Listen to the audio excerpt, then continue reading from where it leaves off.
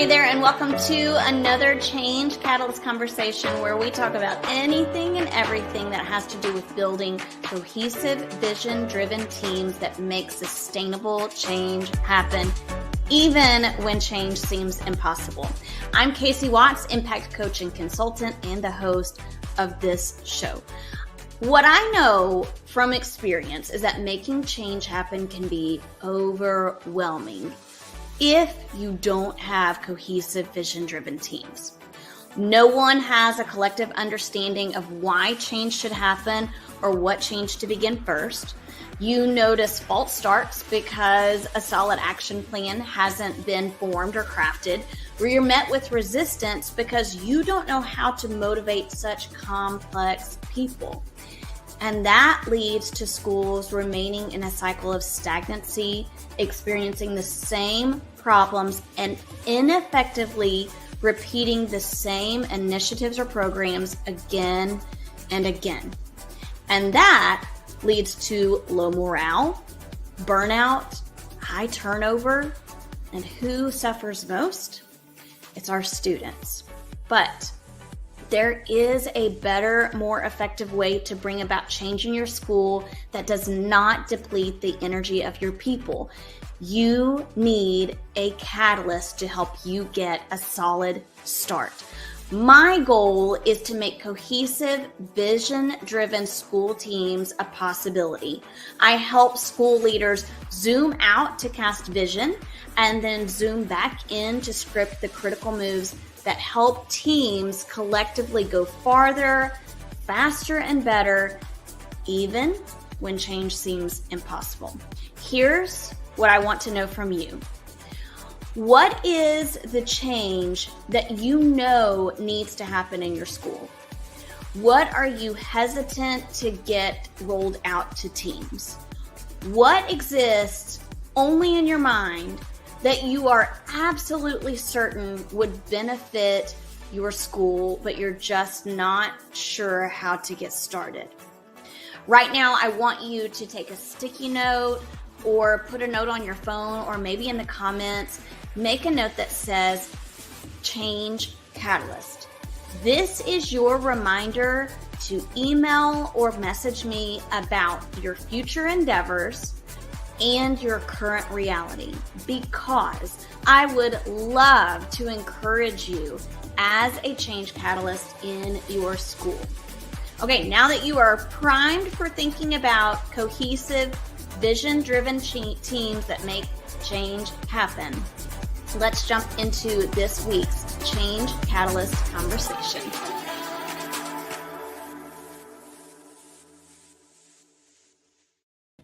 Well, hey there, everybody, and welcome to our Change Catalyst conversation. And I will have to tell you that in previous weeks, I've called it a collaboration conversation, and I have adjusted that just a little bit because truly what we're doing is coming around each other to make change happen and having conversations that help you to also go back into your schools and make change happen. Okay, I've got a wonderful group of ladies with us today, and I think one of them is trying to jump on, and so I'll pull her up on screen when she gets here. But I've got a group of a variety of roles here. We have everything from, hey, Abeena. Hey. We have everything from a classroom teacher all the way to principals and consultants. So we've kind of got it all here, a representation of all. And today our conversation is all about how to bridge the gap between instructional leadership and teachers, because we know that that gap does exist. And we're going to talk more about what that looks like and how to overcome it as we move into today's episode. But I want to take a moment and allow these ladies to introduce themselves and tell us about who you are, where you are, what your role is, and even what your aspirations are. Okay, so Jules, we're going to start with you. All right. Thank you, Casey. My name is Jules Brooks, and I am currently a classroom teacher in my 11th year of teaching. I currently teach kindergarten at a charter school in Nacogdoches, Texas. And I hope to make an impact with my colleagues as well as future teachers, and I hope to be an instructional coach soon. Awesome. Amy, welcome. Hi, Casey. My name is Amy Mason, and I am currently an educational consultant. I founded AIM to Educate to work with educators across the country who are really needing support in a lot of different areas, whether it be social emotional learning and how to kind of kick that off and get that going in your schools, or even just coaching up some of the new teachers that are coming into schools. As we all have seen, there's a lot of turnover of people coming in and out, as well as new instructional leaders that don't have a lot of experience and maybe need someone to come alongside them and help with ways to best support the mission and vision of their school. So I actually was a K through 8th grade principal most recently, and actually worked in that environment for 7 years. It was a K-8 Title I school. And then 2 years prior to that was principal of a affluent elementary school here in Huntsville, Alabama. And then, of course, have the teacher hat that you always wear. And that's something that we should touch on today. But I was a classroom teacher for 9 years before going into administration for 13. So I'm looking forward to this conversation with Casey and the group today. Yeah, awesome. Joyce? Hi, everyone. I am really excited to be here for one, but I'm Joyce Conley. I'm down in Florida. So I'm an hour ahead of the game, and it was really interesting waking up. I was like, oh, I have one more hour to get ready. So that was nice. Okay, so I am currently an assistant principal. I have been in education for over 13 years. So I taught at the elementary level, and then I went into being an ESC resource teacher, instructional coach for a couple of years because I knew I needed just some more experience. I really did before I moved into my administration career. So I have been an assistant principal for 6 years now. So this is year 6. It has been a wonderful time. These 6 years, I've learned so much. I've grown so much. And this year, I have to say, I was a finalist for AP of the Year in my district. So I was really excited about that. And it just made me realize how much my aspirations, like how much I want to impact the new leader, because I struggled as a new assistant principal. I didn't feel like I had the support. I was trying to balance being a single mom and having a middle schooler, being at home by herself. So I realized that those first years were really, really, really important for me, my mental health, and my child's mental health. And so I said, how can I impact the new leader, those who want to get into the position, and then those who are in it and struggling, because you will be on the struggle bus, right? And so I created Alve Pro. It's a network for assistant principals. We have almost 5,000 assistant principals that we just share. I do some PD, some collaboration talks, and now I'm branching into consulting. So I have Alve Pro Consulting, where I am there to support the new leader in the 3 R's of relationships, response, so that communication, and resilience, because we got to get through it, right? So yes, I love it. Thanks, Joyce. Okay, hey, Abeena. Hey, okay, so I am very far away, and that's why I was late, because I had my hours wrong. I thought I had another hour. Did not realize. I figured. Yeah. Did not realize it was 3:40 that I was supposed to be in here. I've been out and about all day with my kids, running them to different events and activities. I live in Denmark, and I'm the middle school principal for an middle years program for the IB, in an international school here. Our school is extremely diverse, and that creates lots of interesting challenges and opportunities for us.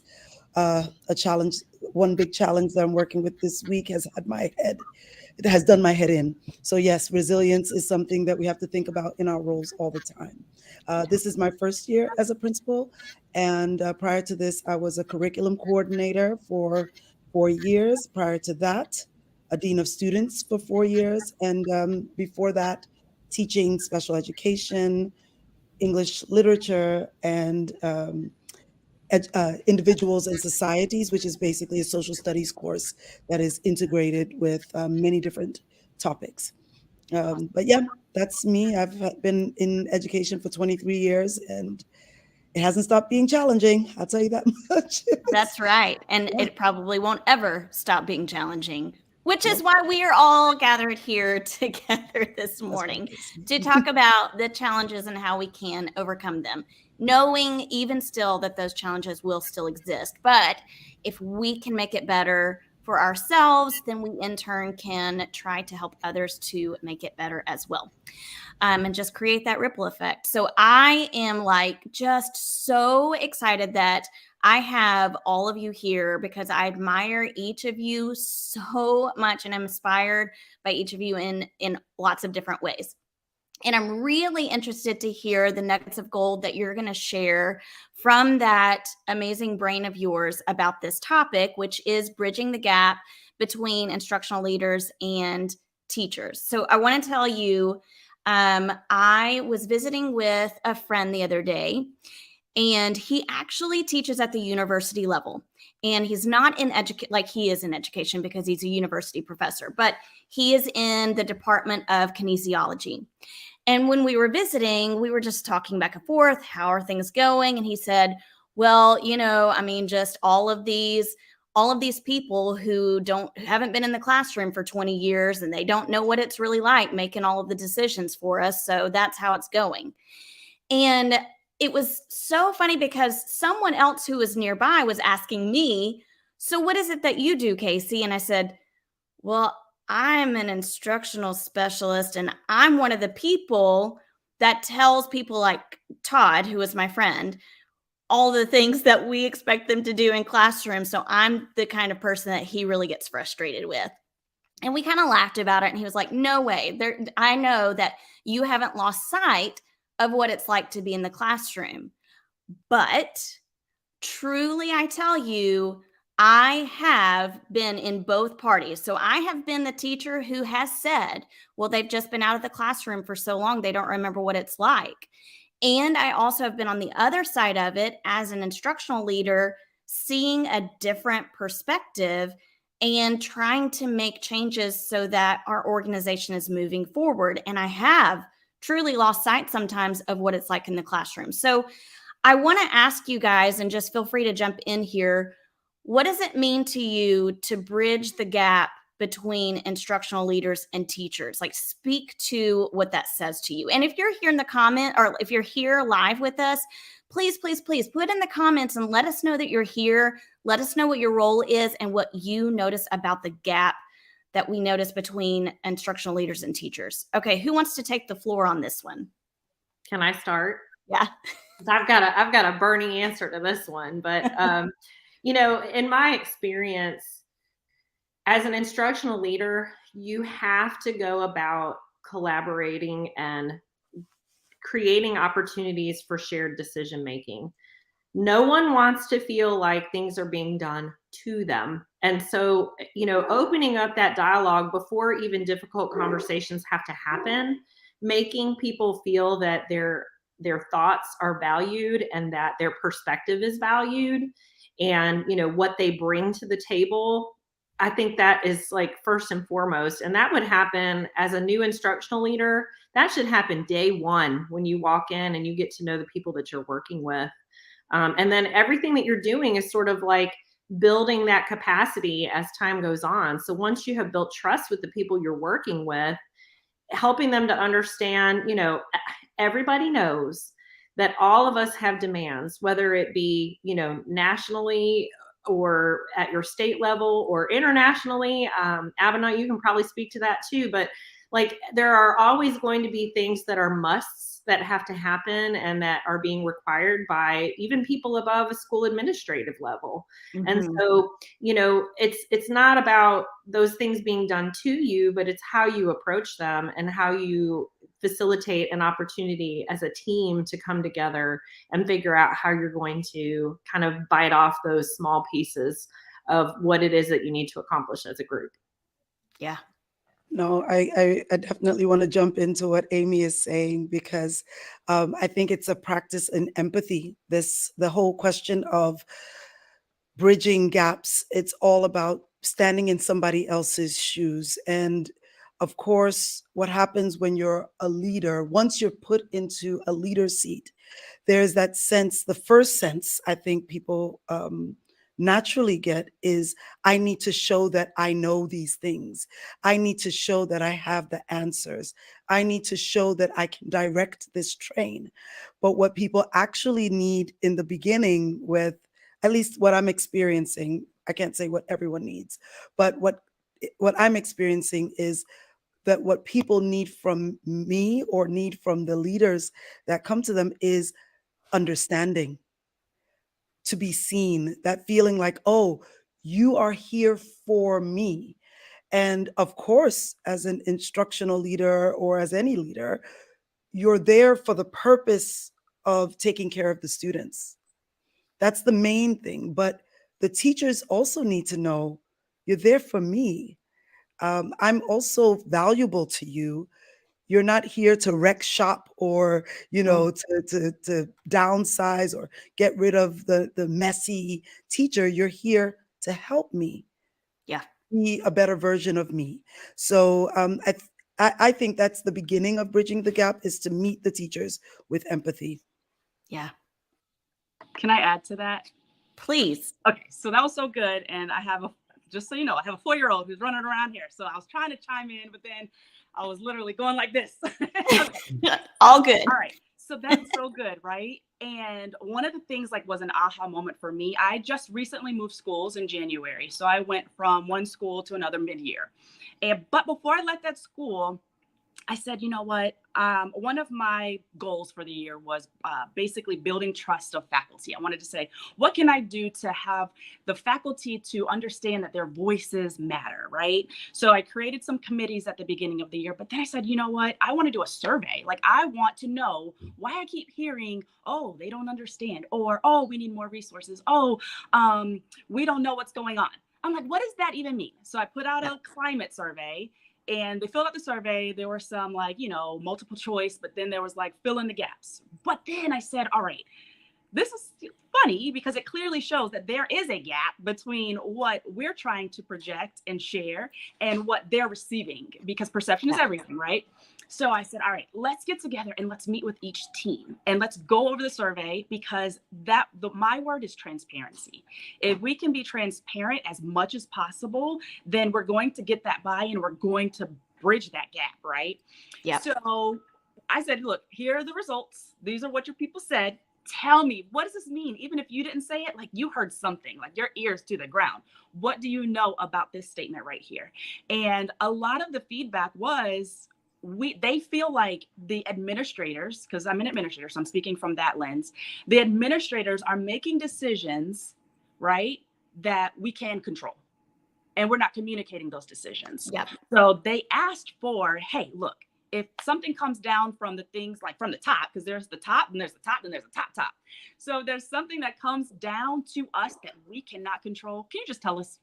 Can you just say, look, that's out of Joyce's hands. That's out of, the principal's hands. So I'm like, oh, okay, that's easy. They said, then we will feel like we're in this together.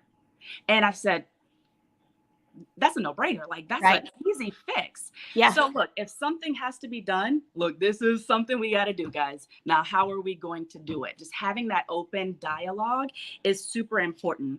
Then when I moved to my new school, I said just like that, Abeena. First thing I said was, I am here to help you to be the best version of you. So if I give you feedback, just know it's out of love, and it's so that you can see that you're doing a great job. However, we can do even better, because I'm one of those, we're here, right here. Yeah. Everybody's here. We all have room to grow. There's nobody who's perfect. I can grow, you can grow, and I'm here to help you do that. So that's what it's gonna take. Yes. Yes. So there were several buzzwords that I was like, oh my gosh, these are my people. I mean, value, yes, from a teacher's perspective, we want to feel valued. And then you said trust and empathy. Empathy is so big. And then transparency. So those are all things that I, as my own person, desire and feel like I convey. I also like clear expectations. And then I was thinking communication, but not a false communication. Like, don't send me a blanket email and think that that's communicating to Right. me, you know? And so like true communication, like you said, Joyce, like that dialogue. And Amy, you said like, inviting us into those decisions or explaining why a decision was made that is out of your control. Like that immediately would allow teachers, in my opinion, to be able to trust you. And then also, I think the trust needs to come both ways. Yep. And I think teachers need to feel like, yes, I can trust you to help me, but I also need you to trust me to do what you've hired me to do. And so Absolutely. those are just some buzzwords that, yeah, this is what we look for, what I look for, and what I hope to see happens in schools everywhere. Yeah. And I want to add to that. So so much of what you guys, I'm writing things down. I'm taking notes on everything that you guys are saying, because it's just, truly, if you are here today, please put in the comments one buzzword or nugget of gold that you have heard, because I'm hearing so much, like trust, capacity, what people need, keeping the main thing, but then coming around the main thing with transparency. Because here's what I believe we can say. And Amy, you talked about that teacher hat earlier. Like, we always have our teacher hat. And while we know that that has to be true, when you leave the classroom, you do lose a little bit of understanding of what it is like, because your brain is spent thinking about the bigger picture. So it's inevitable. Like, you are going to lose a little bit of insight and understanding and empathy for what it's like to be a classroom teacher on a day-to-day basis.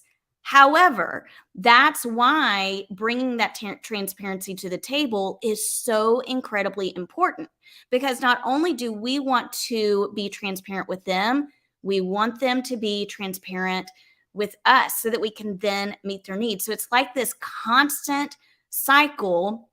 And at any point, there can be a rock thrown in that cycle, throwing us out all of these different directions. And it's really hard to get back into the cycle that we need, the trust cycle. That's a great word. I'm going to write that down. Trust cycle. Trust cycle. I like We're gonna investigate that more. My inventor's hat's coming out. I like There you that. go. Innovation. But And you know, what, too, true to that, like about teaching, it's completely different now because we had a pandemic. And so I hear that all the time. It's like, if you didn't, or it'd be like, I taught through the pandemic, so I understand. And so it's like, I can't even speak to that because I didn't teach through the pandemic. I was an administrator, and clearly that's a whole different thing. It's just different. But that's another thing you hear often now. It's, I was a teacher during the pandemic, and you will never understand that. Yeah.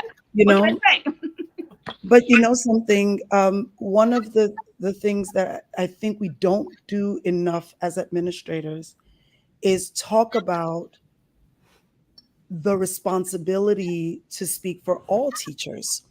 Because what happens, and I would say this happens in PLCs or happens in whole team meetings, that the loudest voices carry the voice of the people, but often that's not the voice of all the teachers.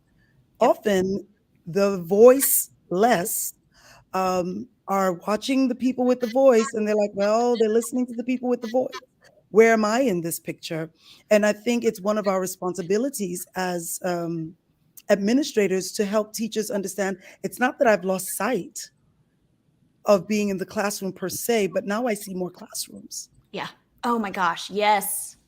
And so I see how other people do it. I see how other people manage their time. I see how other people manage their classrooms. I see how other people plan for their learning. I see how other people manage data, and I see how other people collaborate. So I know that what you think is impossible, and what maybe I thought was impossible when I was in my classroom, I see that it's possible because I see somebody else's classroom. So being able to open everyone's eyes by helping the quieter teachers to have a voice, to find their voice in the storm of school life, I think will also support that bridging of the gap. Abeena, I want to piggyback on that because something that you and Joyce both said, those opportunities, Joyce touched on committees and having like smaller groups. And I think when you're talking about those loud voices and Jules talking about making sure that it's two-way communication, I think that's the caution to having whole group conversations with your whole staff all the time, because you do have those really loud voices that sort of, sometimes they're not even the most positive of the people in the group. They kind of bring the morale down. And so the more that you can facilitate opportunities to have conversations in smaller group settings, whether it's grade level teams and PLCs or maybe focus groups around a specific committee topic or area of focus that they're working on collaboratively, I think it really helps to guide those conversations in a more productive and positive way than having the loud voice be the person that's the only person being heard.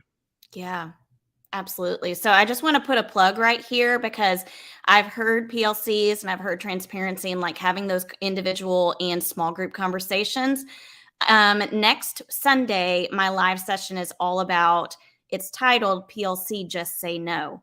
And I thought about titling it Just Say No to PLC. So you're going to have to come next Sunday to hear what I have to say about that. But following that live, I am doing a free sharecast called PLC Reset. And one of the things we're going to talk about are listening tours and feedback meetings. You can go ahead and find out more about that at bit.ly/PLC Reset and find out how to get in on that sharecast. Okay, so I want to pull up a couple of things on the screen. First of all, I think you guys will love this comment.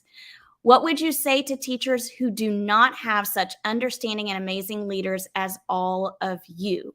Jules, could you speak to this? What would you say to that teacher? Yeah.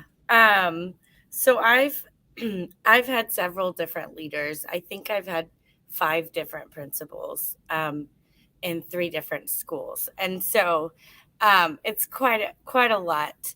I would say that you can still, first of all, you can still have a positive outlook. You can still make an impact, even if you don't have teachers that you perceive as amazing. And understanding.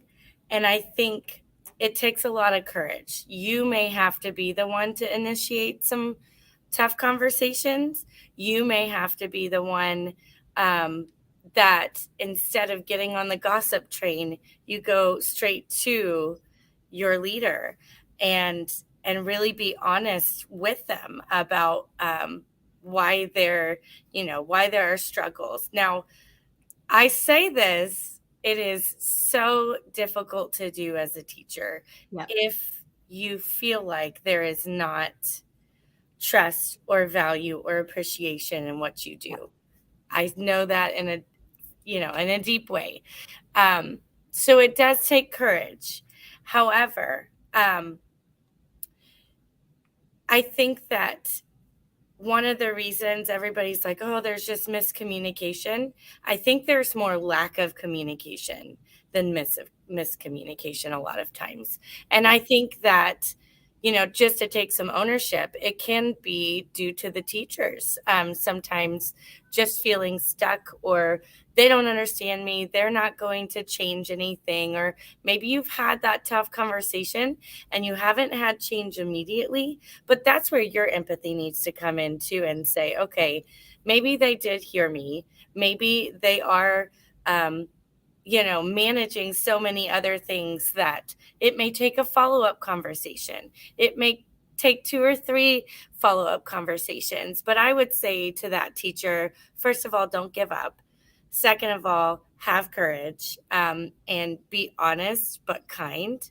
Yeah. And then also put your own empathy hat on and your own understanding hat on, because our leaders do have a lot more to juggle than we can see from inside our classrooms. Yes, absolutely. Okay.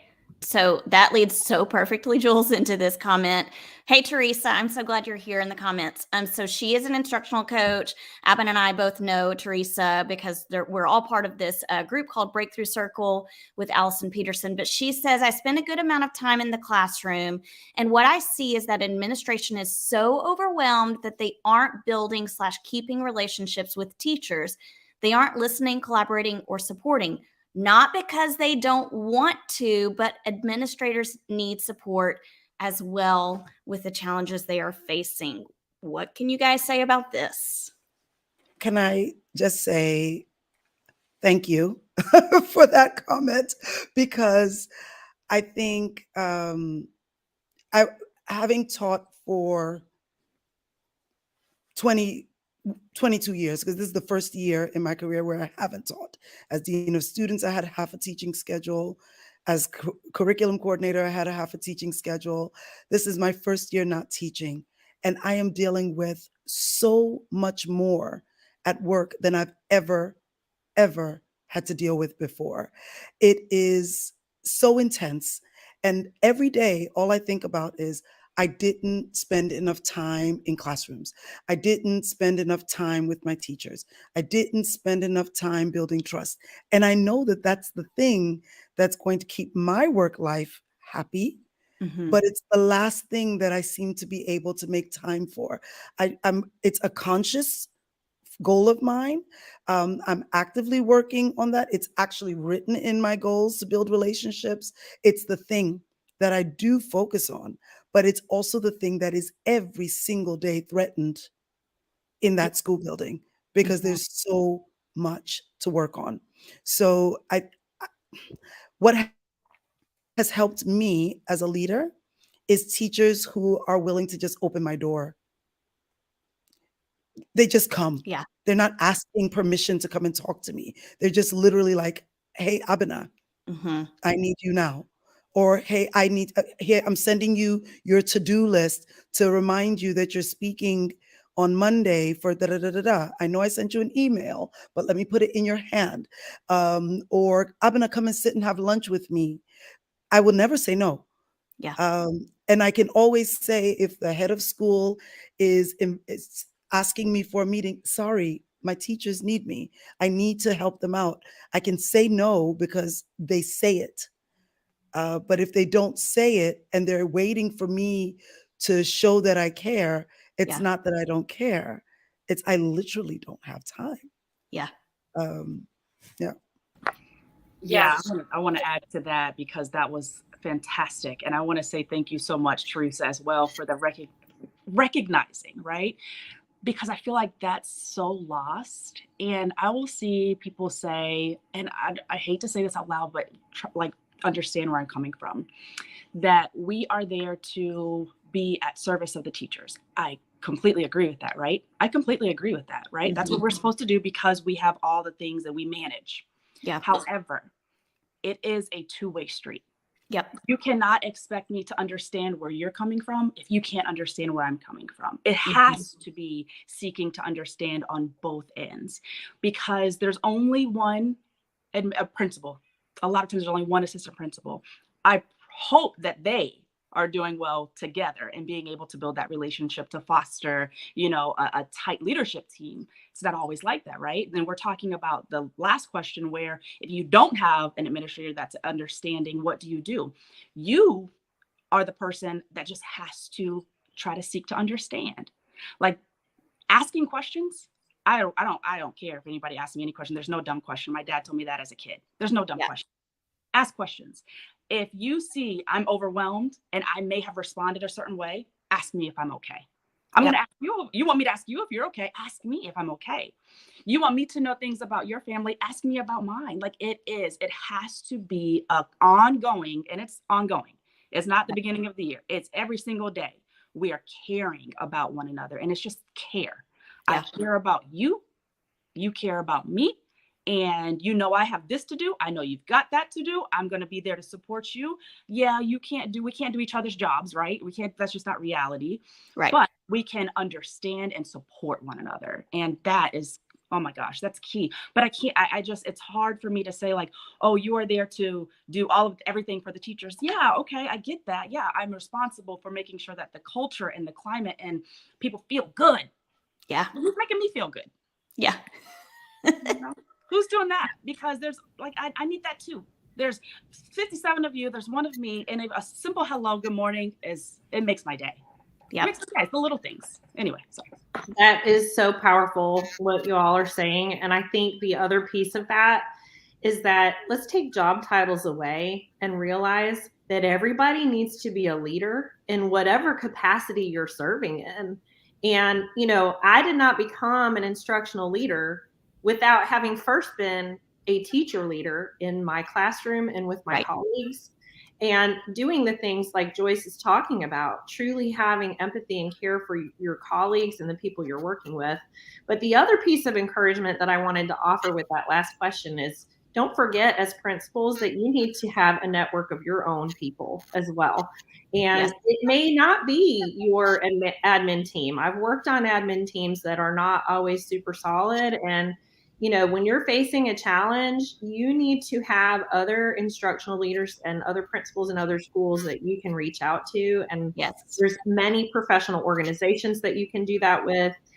You can find those things online. I mean, really, that's how Casey and I got connected with one another is you have to seek out those leaders that you find, and it doesn't take a lot of work on your part. Like we just kind of gravitate toward each other. It's like magnets, leaders gravitate toward leaders. So that's my encouragement. Yeah. Man, this is so good. And it's got me thinking so much, but I will say like, I started to notice in one teacher and leadership relationship I was in that was difficult in the past. One of the things that I saw made the biggest change was when I started putting myself where I could talk to that leader. And in the car line, I just was like, okay, I've got my kids in my class and they're good. But as it started to dwindle down, I would just go and talk to that leader and starting to build that relationship there. And, would ask her, like, how was your day? She'd start telling me about meetings, and it started to peel away the surface level. Like, how are you? Good. I'm good. How are you? Good. And like, she started telling me like things that she actually was working on, or, all of these things coming down from TEA or the university and things like that. So, I think for both of those comments, for the teacher, like go and be that for that leader. And for the leader, the instructional comment, like building relationships, but that doesn't have to mean having a 2-hour conversation with every one of your teachers. Like I had one leader that literally she would pop her head in, smile at me, give me a thumbs up, and then, go on to the next one. And piece by piece, it was like, okay, she's trying to show me that she's here and she cares and she sees me. And so when I was thinking about, bridging that gap, like I wrote the words responsibility of both in the relationship or partnership. Like there's a responsibility for both of you. Like I can't just expect my husband to always be the one pursuing me. I have to pursue him as well. And so he feels loved because it's not just about me. And I would say the same for any partnership or professional relationship that you have. It's both ways. Yeah. Being visible is what Teresa said. And isn't that so true? Isn't that so true? Like without even a word, be visible. I think it's interesting that often teachers don't realize the extent of the power that they have inside of a school building, because at the end of the day, schools are a very weird institution. They're nearly like family in the sense that the way things happen in a school, from how we protect each other and have each other's back and, fill in the gaps for people, it almost functions like home. And so it's a very dynamic space, but it's also very familial space. And the teachers have to realize, I think, that there's so much power in that because they're the core family. They're the group that is with each other, and they have the reunions and the outings and the get-togethers, and everybody wants to be a part of a social situation. Mhm. Everyone wants community. Yep. And there's so much leverage that teachers have, having that strong community, that just that hello.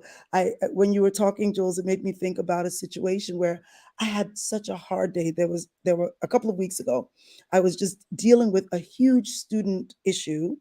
Many students were involved. I was like on it all day long. And I was walking through the hall, and a teacher who almost never speaks to me, she was eating cookies. And she was like, "Here you go. You need this today." Honestly, it's like she handed me $100. It was so important that I got that one little cookie from that person. Yeah. And she didn't realize how powerful that was for me. So I had to let her know. I needed that in that very moment, to know that somebody was seeing what I was going through that day. Yeah. So I think you're right that it needs to be mutual. We can't just expect the leader to be the one building relationships. You Yeah. know what I'm seeing that as actually is that's culture, isn't Mhm. it? And, you know, I think about your students and they're all observing these interactions between adults. And how powerful is that for them to see healthy interactions between teachers and administrators? Yeah. And because they're picking up on that. And we think they don't know, but they know, just like they know lots of other things that they pick up on. And so, you know, that's the healthy relationship model that you want to create, where there's that mutual respect there. And then the students end up following suit, right? Yeah. Yep. 100%. So we're going to I don't want to wrap up this conversation. I mean, literally, I feel like, look, let's just keep going all day. We're here all day, people. This is what you're doing on your Saturday, I just so love you it. know. But one of the questions that we have, because we created an agenda, we've got some questions on here, which I haven't even looked at the agenda because our conversation's been so authentic and organic. But one of my questions that I really have thought a lot about, because I heard someone comment recently and it made me start questioning my my belief about this, but should we encourage or even expect teachers to try on a different lens to gain a leadership perspective? And then one of the other questions was, who's responsible for bridging the gap? And I truly think, like, yes, we need to have that expectation of allowing them to see the perspective of leadership. But that is also our responsibility to help them to see that. So the two go hand in hand. And so a couple of weeks ago, I did a live session about vision casting and scripting critical moves. That's part of transparency. So I think the more transparent we can be about what we see, what our role is as instructional leaders with teachers, and what we come up against and our hardships, the more they're able to see from our perspective, the more empathetic they can be. And again, that trust cycle continues because I have to do the same for them. Correct. Okay, ladies, so much goodness has come from this conversation. I want to ask, if you are here, drop in the comments what you felt like was most useful for you here today. And I want to hear from you guests that I have. Either why does it matter? Why does this conversation matter? What is the change that we want to see happen? Or what do you feel like was most useful for you as we talk together? I mean, I feel like we're all in the same business, right? We are here to impact children and the future. Like, I'm at an elementary school level, so I see my lens is like I'm trying to mold them to be good people, right? Yeah. And someone said that they're watching us. They're watching us. And if we don't have the culture and the morale and the communication, the relationships amongst each other, they're going to learn the negative behaviors. They're going to not see us fostering a familial type school. And they need that, because honestly, if we don't know what they're dealing with at home, right? So we're tasked with impacting them academically emotionally. That's a big one, emotionally. And we need to understand them, but they also need to see us, because we are possibly like the most that they see, our teachers, their leaders. I remember being a kid and I had a principal, Miss James. If I could find Miss James to this day, I would be so happy. But I admired her. I looked at my principals and I was like, man, they're amazing. My principals were amazing. I don't know anything about Miss James' life. I don't know anything about Mr. Shadow's life, right? But they were amazing to me because at school, they made me feel like I was in a place where I was comfortable, I was safe, right? And it takes the adults in the building to do that. We have to be able to communicate with one another and love on one another and understand one another so that we can impact these children. Because if we don't do that, then the scores aren't. I mean, come on, we talk about test scores all the time, right? Yeah. That's the ultimate goal, is to get them to learn, but they're going to learn better in an environment that we are showing that we care, that we love each other, that we're understanding, all of that stuff. And that, when we have those meetings with them, we're seeking to understand. We're being empathetic with the children. We're being empathetic with their families. We're being empathetic with one another. I did a relationship workshop where we were talking about empathy. Empathy is real. And if you don't have that, you're not going to be able to be that understanding leader. You're not going to be able to understand the children or the adults. And you really have to. So I don't know what the question was, but get it, Joyce.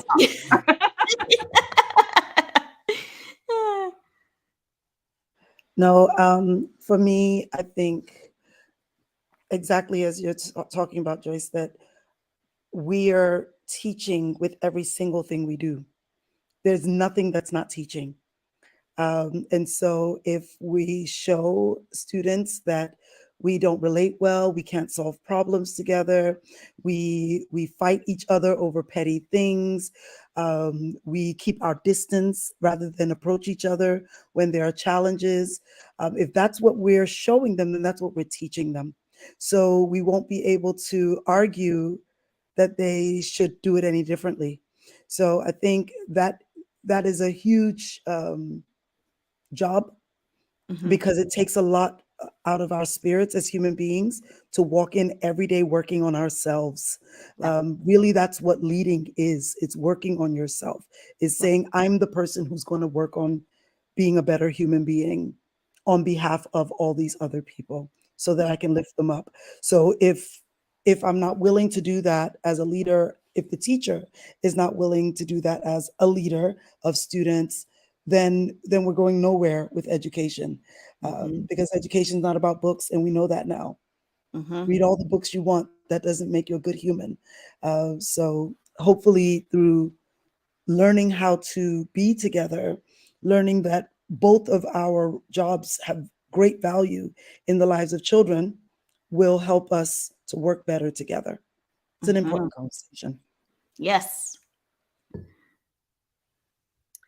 Really, I think it's that reminder that we're all better together, and it's not an us versus them matter. Like it can't be. We're all better together, and we need those voices. And does that mean that the voices are always going to be something rainbows and unicorns positive? No. I mean, post-pandemic schooling is hard, and it's hard on every level.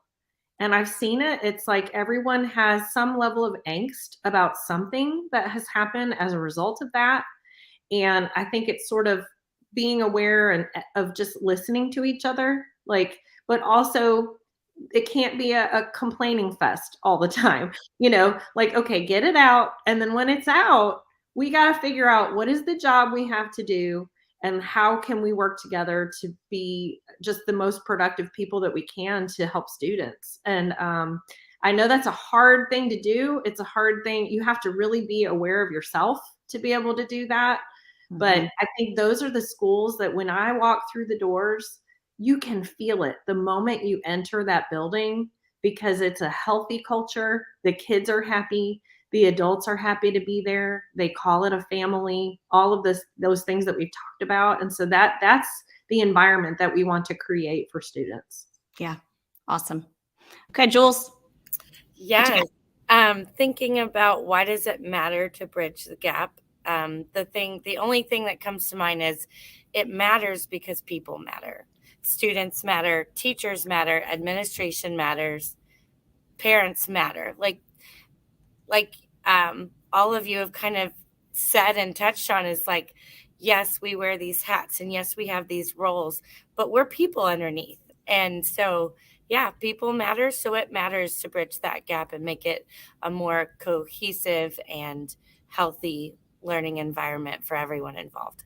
Yeah. I mean, we're talking about our day-to-day lives, guys, right? So let's bridge that gap. I've gotten so much goodness out of this conversation, and that's why I've changed the title to this as Change Catalyst Conversations, because we are making change happen. We're making big change happen. We're making small change happen. And I hope that, audience, you can come again next week. I'm going to be talking about that PLC word, and saying no to it. And so I want to dig into what that means with you.